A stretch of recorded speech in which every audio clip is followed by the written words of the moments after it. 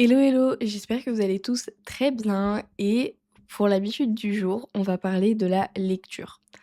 Je sais que c'est un sujet qui peut autant passionner que désintéresser totalement et moi la première, en fait, j'aime lire, mais je fonctionne par phase, surtout pour la lecture. C'est-à-dire que je peux lire un livre, de 500 pages en 3 jours, parce que ça me plaît, parce que j'aime et puis plus rien lire pendant 3 mois et c'est pas des vannes.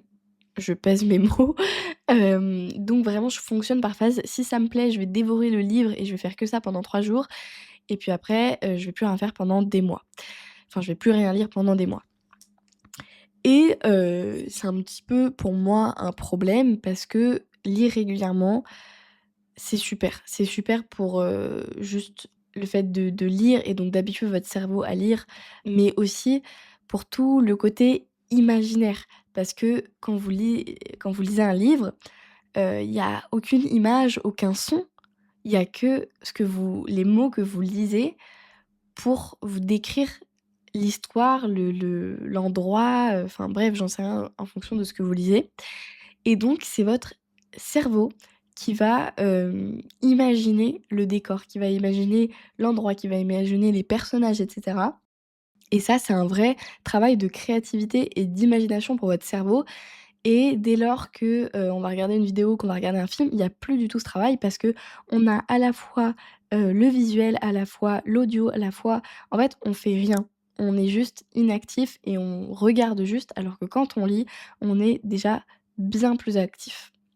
Et donc déjà pour ces bienfaits-là, moi j'aimerais lire plus et hormis ça, pour un point de vue juste, du bien-être, j'ai envie de dire, déjà ça peut t'apprendre des choses et cetera, mais si tu lis juste il y a tellement de types de livres différents, c'est incroyable, mais je parle en tout cas pour les romans et tout ce qui va tourner autour d'histoires fictives, ou d'histoires réelles mais racontées, romancées et cetera.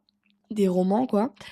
Ça peut vraiment te permettre de t'évader et j'ai parlé de ça aussi dans l'épisode, de l'habitude sur le sport, le fait de s'évader, le fait de trouver une safe place et la safe place, ça peut aussi être la lecture. Tu es là, tu te poses, et tu vas dans une autre vie, dans un autre univers que le tien et ça peut vraiment, permettre de s'évader et donc voilà, moi je pense que c'est une habitude qu'on devrait tous mettre en place à notre échelle. Je sais qu'il y a des gens, ils lisent 50 pages par jour. Ça va paraître ridicule pour certains et pour moi ça me paraît énorme parce que quand je dois lire, des livres pour les cours et cetera, je suis déjà là: «Purée, je dois lire 30 pages tous les jours, c'est la mort».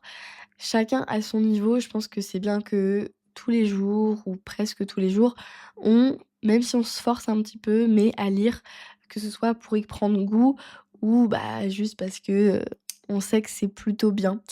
Donc voilà, j'ai pas trop de choses, très scientifiques à vous proposer dans cet épisode, pour, argumenter, mon habitude.